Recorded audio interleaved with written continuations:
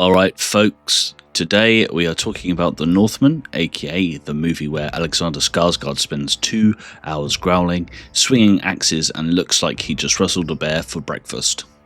This 2022 Robert Eggers flick is basically Hamlet, if Hamlet traded soliloquies for shirtless revenge and screamed at the moon every 5 minutes.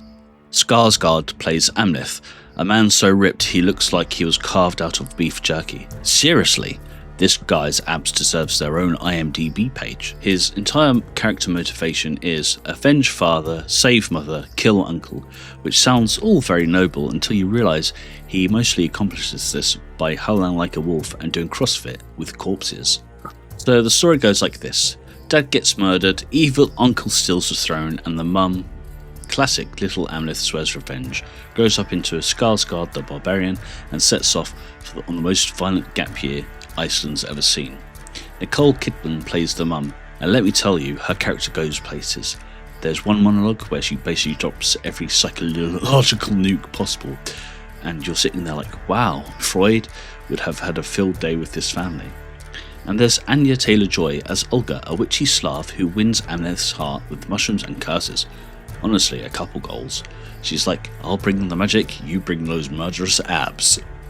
Now, Robert Eggers directed this thing like he's trying to summon Odin himself.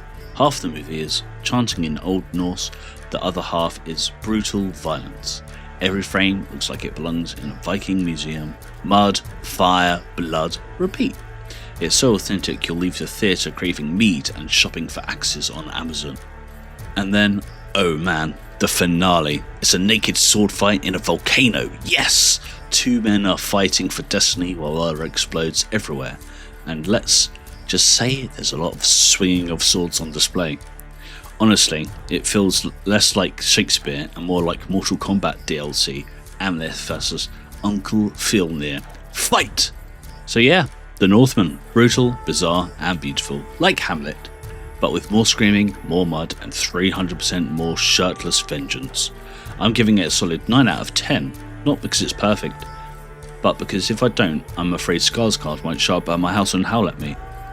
If you liked this review, hit that like button, subscribe for more movie breakdowns, and tell me in the comments, would you survive a naked sword fight in a volcano? Spoiler, I don't think I would.